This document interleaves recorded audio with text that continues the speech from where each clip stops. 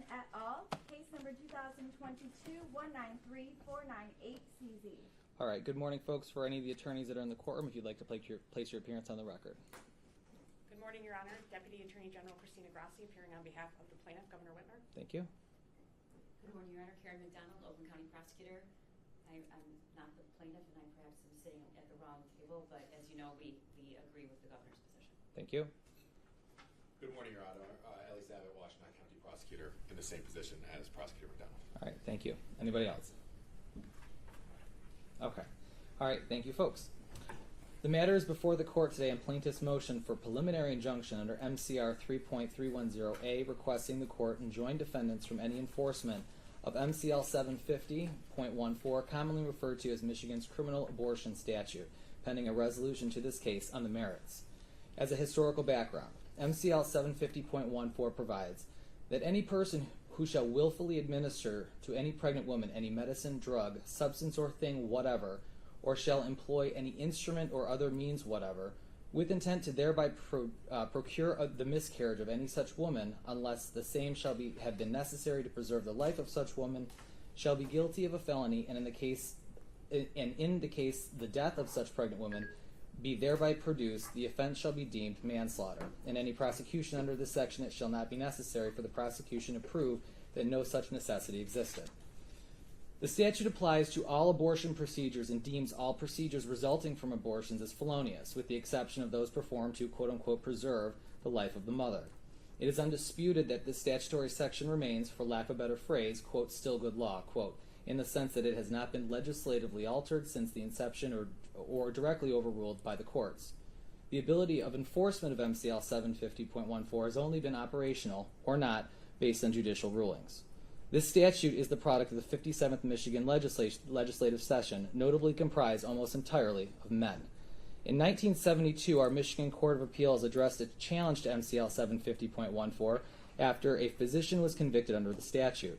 See People v. Nixon, 42 Mishap 332, 1972.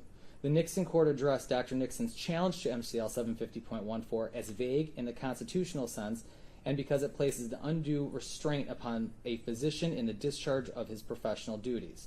The Nixon court determined that the state of Michigan had no legitimate interest in prescribing first trimester abortions performed by licensed physicians, id. at 339.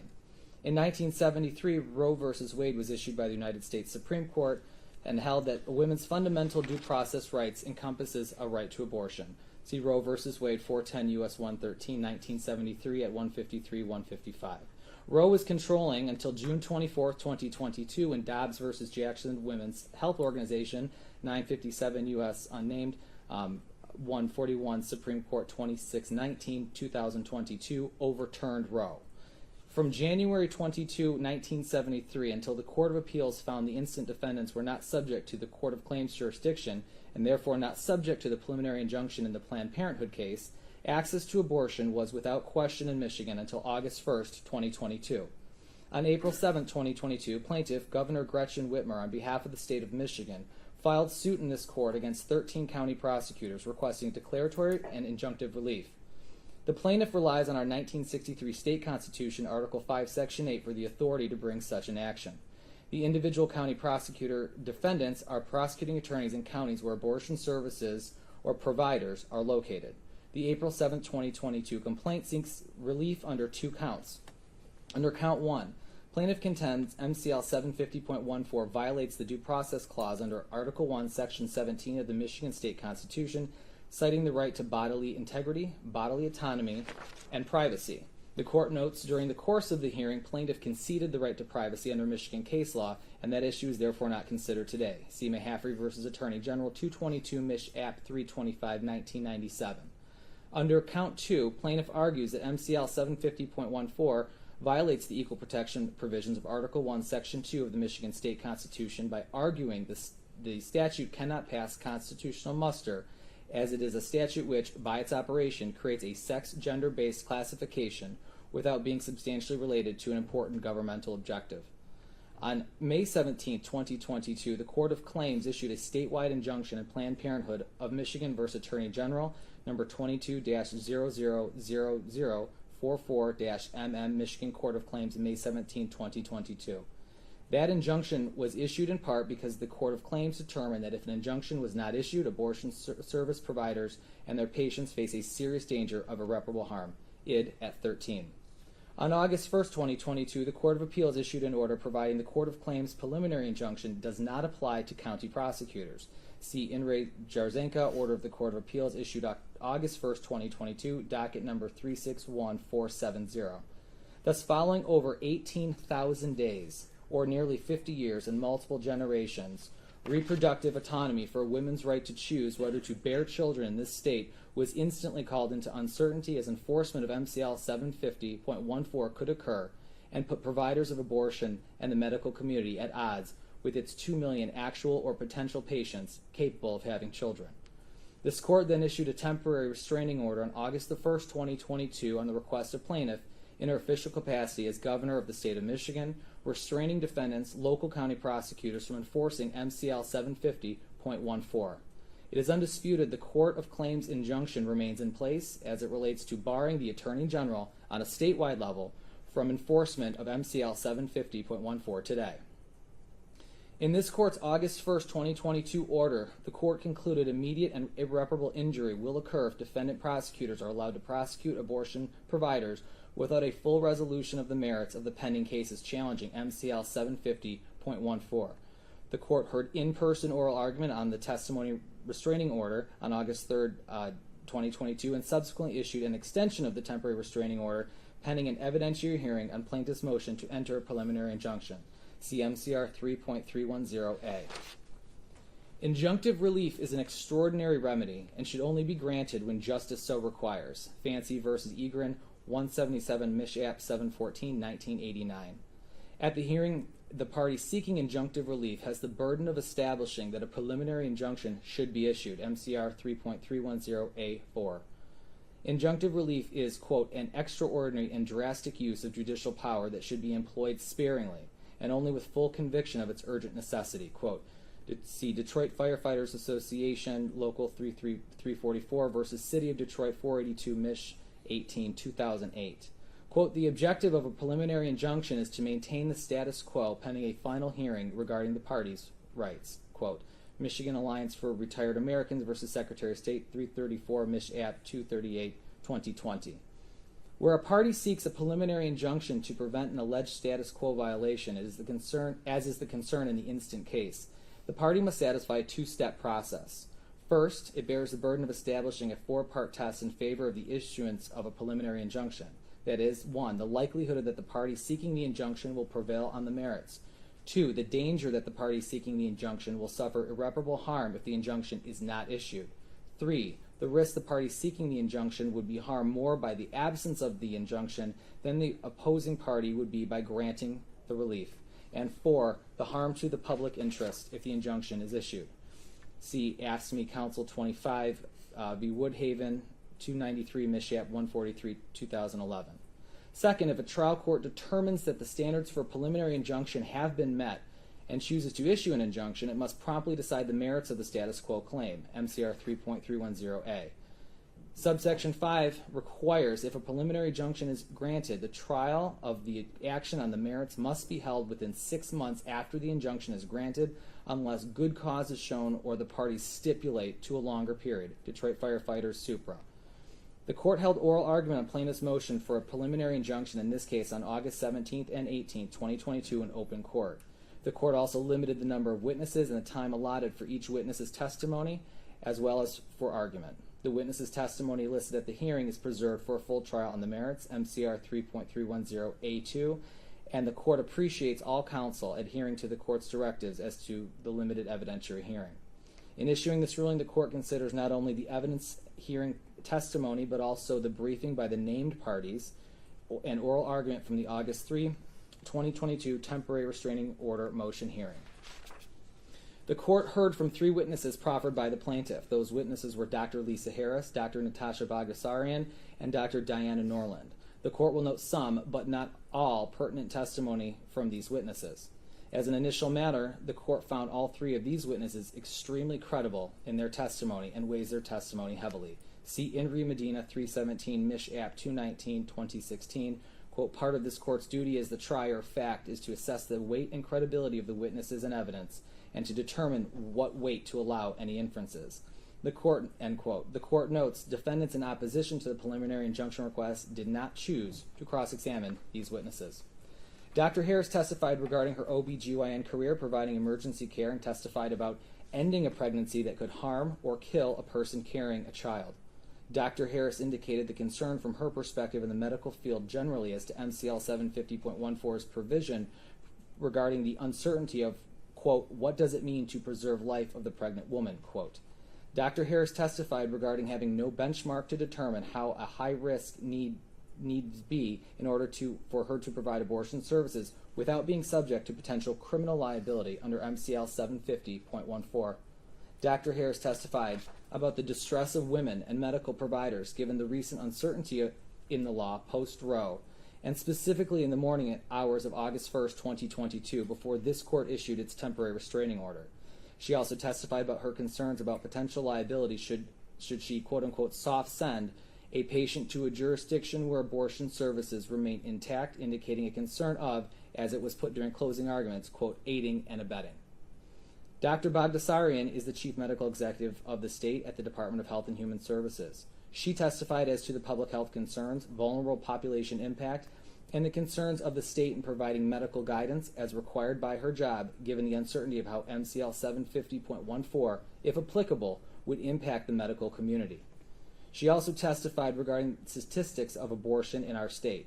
Most notable to the court, abortions in Michigan are overwhelmingly safe for the person receiving the abortion care, statistically more safe than pregnancy itself, that most abortion patients are already mothers, suggesting either dire medical reasons for seeking an abortion or due to the financial constraints of having more children than one could care for, and that 90% of procedures occur within the first 12 weeks of pregnancy.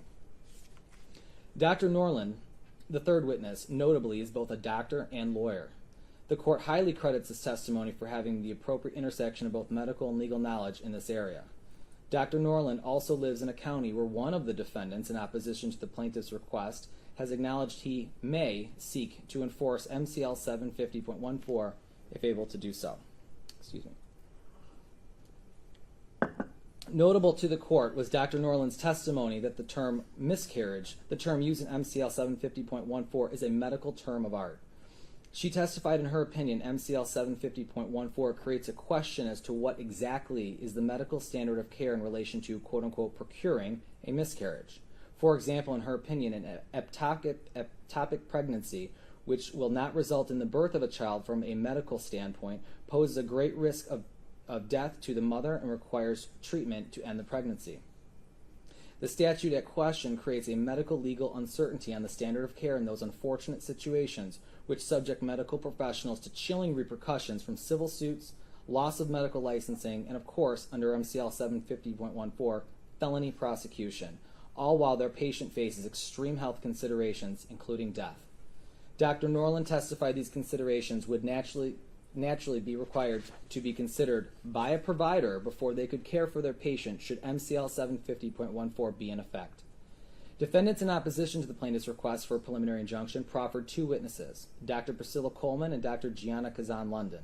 Dr. Coleman was deemed an expert in the area of psychology of abortion decision-making and mental health outcomes, MRE 702.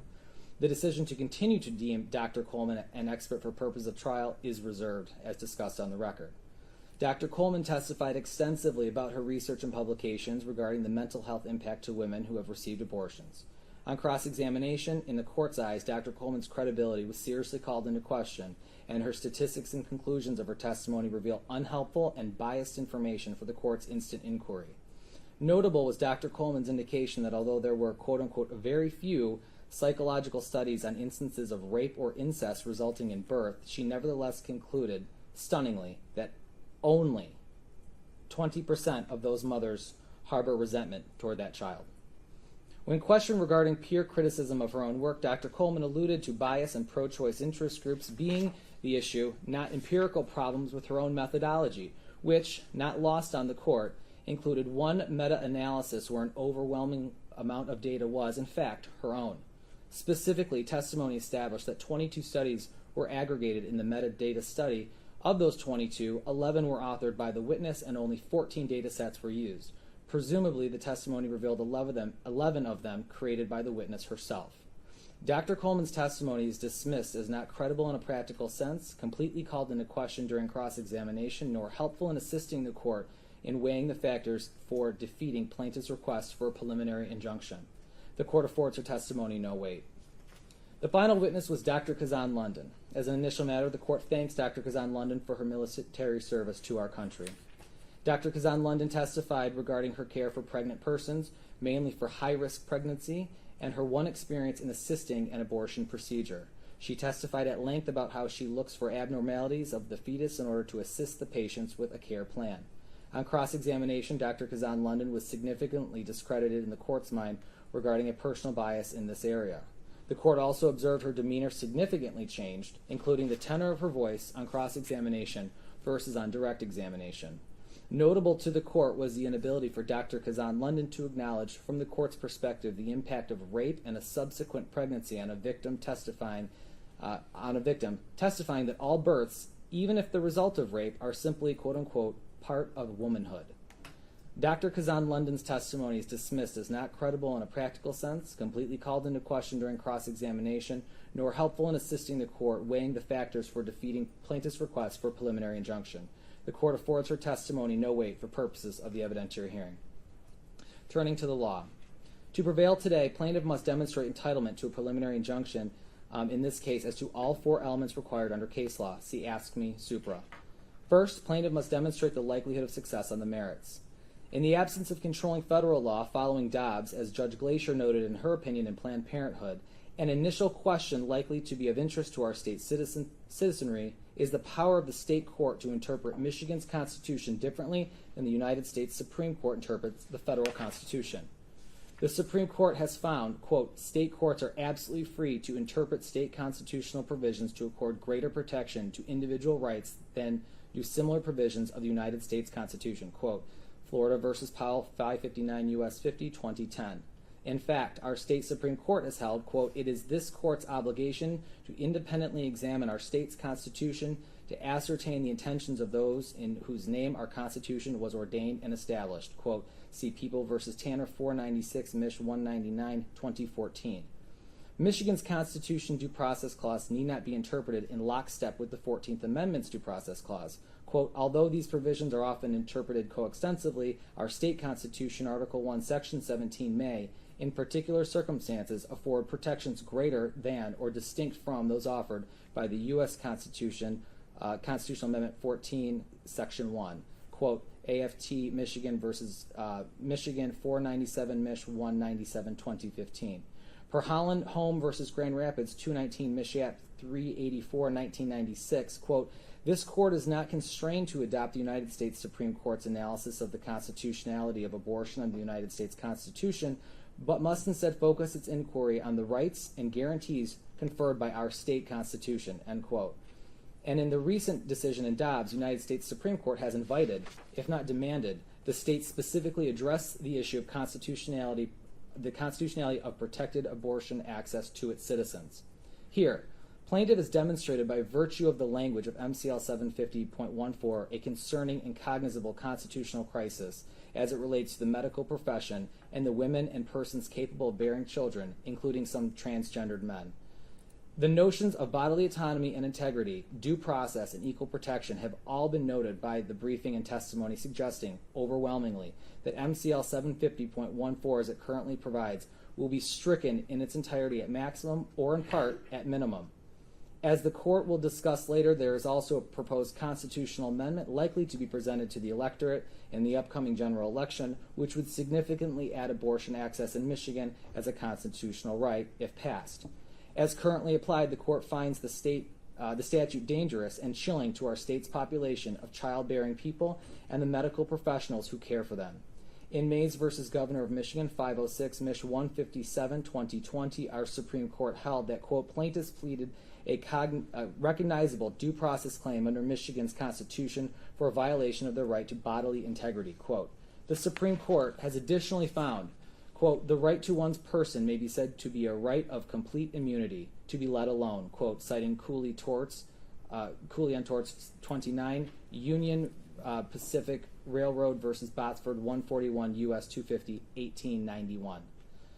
Subjecting providers to criminal penalty for medical care that was available, not to mention safe, as the testimony suggested, safer than pregnancy itself, without any justification from the state for doing so, simply does not pass constitutional muster under our state's constitution. Women and all persons capable of carrying children, not having the ability and freedom to consult with their medical professionals without fear of prosecution, puts the government into the patient examining room. A person carrying a child has the right to bodily autonomy and integrity, as well as a safe doctor-patient relationship free from government interference, as they have been able to do so for nearly 50 years. Weaponizing the criminal law against providers to force pregnancy on our state's women is simply contrary to notions of due process, equal protection, and bodily autonomy in this court's eyes. The complete disparity that this statute criminalizes providers and chills their ability to care for their childbearing patients, who are then left without resource, all the while ignoring that a man, even potentially a rapist, who is by definition a required component to the scenario we discussed today, is totally left out of liability under MCL 750.14. This, too, is contrary to basic notions of constitutionality and equal protection. The court briefly questions, for purposes of example only, what would the argument surrounding an equal protection, liberty, bodily autonomy, and bodily integrity argument that would be presented should mandatory vasectomy be at issue today in lieu of child gestation and birth? What if men were required to be unable, by statute and threat of criminality, to seed children until they could satisfy to their medical professional that they were capable to assist in the raising, supporting, nurturing, and education of a child? Imagine the response to that scenario. This court, having had the benefit of presiding over a family court docket where child support, contested paternity actions, and child abuse neglect matters that were highly litigated and contentious, raises the issue merely to highlight that matters surrounding government intrusion on the basis of sex and gender in relation to childbearing people and the decision to have or not to have a child overwhelmingly affects women and not men disproportionately. All the while society is fully aware both parties are required to engage in a type of behavior that produces the factual scenario we discussed today. It is clear to the court that only one group is harmed by this statute, women and people capable of carrying children, and one group, men and people capable of impregnating someone, have zero culpability or risk, yet are a necessary component to this equation.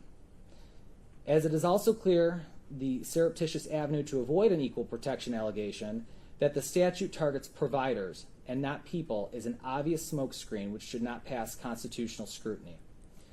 Plaintiff has therefore satisfied this prong of the analysis, and the court finds there's a strong likelihood that plaintiff will prevail, in whole or in part, in challenging the constitutionality of the now existing language and near total abortion ban prohibited under MCL 750.14 at trial. Next, the court must look at the danger that the parties seeking the injunction will suffer irreparable harm if the injunction is not issued. Though defendants in opposition to the matter before the court take issue with the notion the governor brought this action, quote, on behalf of the state, quote, and that therefore, they argue, the request fails ad initio on jurisdictional grounds, the court disagrees. First, as previously discussed regarding the nature of the underlying complaint, the state constitution provides the governor with the authority to bring suit on behalf of the state.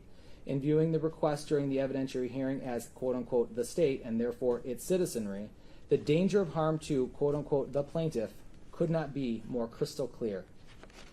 Like a chain is only as strong as its weakest link, our state is only as strong as its most vulnerable and at-risk populations. Criminalization of our medical professionals for treating the women seeking appropriate, safe, constitutionally protected medical care is an irreparable danger to our society at large.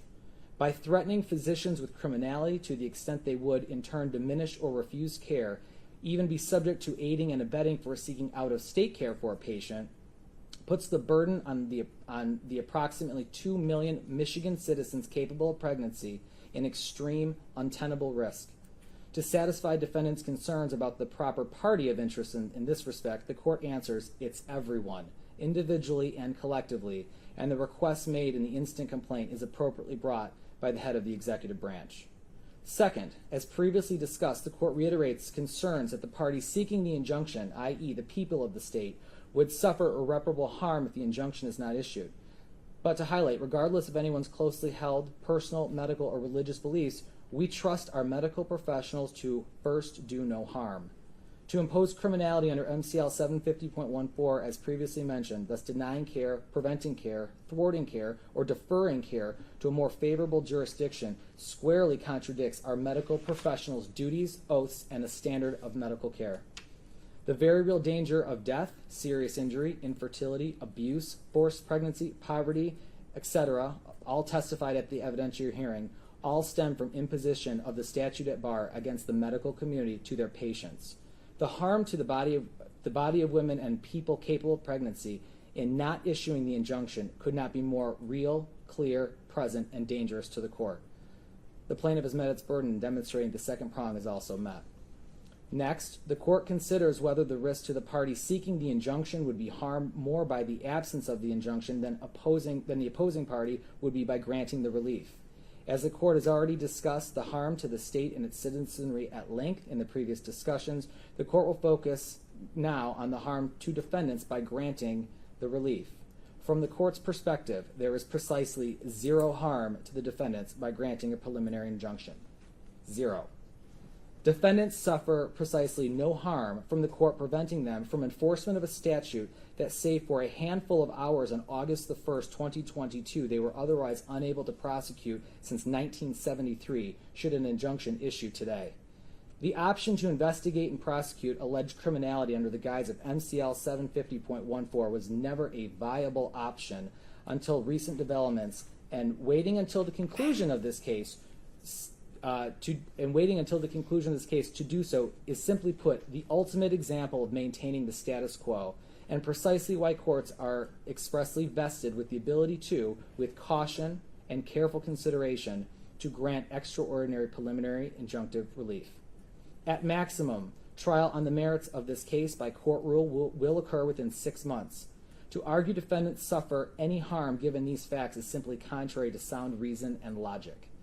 If, at the conclusion of this case, the court finds MCL 750.14 is constitutional, in whole or in part, defendants will be free to prosecute, with the great governmental resources available to them, the crime they wish to exercise their prosecutorial discretion to investigate today. And if MCL 750.14 is ultimately upheld, in whole or in part, at the conclusion of this case, defendants have a 6-year statute of limitations for which they can retroactively investigate, in their prosecutorial discretion, violations of the statute. Conversely, should they be allowed to prosecute under MCL 750.14 today, and tomorrow our Supreme Court finds the statute unconstitutional, or the proposed constitutional amendment nullifies MCL 750.14, there will be providers who could be charged with felonies that will result in loss of their liberty if incarcerated, and livelihood if they lose their medical license. The number of women impacted under this scenario, whether forced to give birth or to relocate to seek medical care, suffer irreversible uterine damage from an untreated ectopic pregnancy, to name a few plausible of many horrific outcomes, is unquantifiable for purposes of this scenario. In light of the fact this court finds no harm whatsoever to the defendants in being enjoined from being able to enforce this one particular statute, given the nature of these proceedings, the court suggests the county prosecutors focus their attention and resources in the meantime to investigation and prosecution of criminal sexual conduct, homicide, arson, child and elder abuse, animal cruelty, and other violent, horrific crimes that we see in our society, that they are fully capable of investigating and prosecuting, all while being enjoined from enforcement of MCL 750.14. As the court noted on August 3rd, 2022, the county prosecutors are also free to exercise their discretion to prosecute under MCL 750.30, the crime of adultery, also a felony, which, as far as this court is aware, has been declined to be prosecuted in any Michigan jurisdiction in all of recent memory. The plaintiff has satisfied this prong as well. Finally, the court must weigh the harm to the public interest that the injunction is issued. As previously discussed, the harm to the public only stems from not issuing an injunction here. Though the court appreciates both sides of this debate are passionate in their convictions, by not issuing an injunction today, the court would send the healthcare system into crisis, the extreme cost of which would then be put on the women of our great state, and not lost on the court without any repercussion for the men who, without a doubt, are a necessary component to create a pregnancy. As a final note which weighs in favor of granting a preliminary injunction, The court must acknowledge that on August 31st, our State Board of Canvassers will meet and inform us whether a constitutional amendment will be on the ballot, which could render this case moot. Though challenges to the proposed amendment are being brought, it appears a substantial, historical number of signatures have been submitted in favor of having the matter, that being reproductive autonomy, placed on the November general election ballot. The ultimate expression of political power in this country comes not from the branches of our government and those that serve as public officials in them, but from the people, the citizens who vote and participate in our fair and free electoral process. In just 81 days, on November 8, 2022, it is likely the citizens will decide this matter one way or another. Not lost on the court during the hearing on August 3, 2022, was defendants in opposition in this case argument that this court must follow stare decisis, that is, follow precedent as it is. Though it appears the instant matter comes to this court due to a departure from stare decisis, this court acknowledges it is bound by precedent. In that vein, Dobbs defers the matter of abortion rights to the states, and this court finds it is overwhelmingly in the public's interest to let the people of the great state of Michigan decide this matter at the ballot box, assuming the constitutional amendment initiative is on the ballot on November 8th. Therefore, and for all these reasons, the court grants a preliminary injunction in this case, MCR 3.310A. In light of the likelihood of the matter being decided in the upcoming election, the court sets a pretrial conference required by court rule for November 21st, 2022 at 9:30 a.m. The court will set a trial date at which will occur by court rule no later than February 19th, 2023, if needed. Until further order of this court, defendants are hereby enjoined from enforcement of MCL 750.14 in all respects. The court finds the unique circumstances of this case, the procedural and factual predicate, the risks associated to the public, compel judicial intervention of this magnitude. As a final note, the court reminds the public that the final day to register to vote is October the 24th, 2022. Thank you, folks. That's all. All rise. Thank you, Your Honor.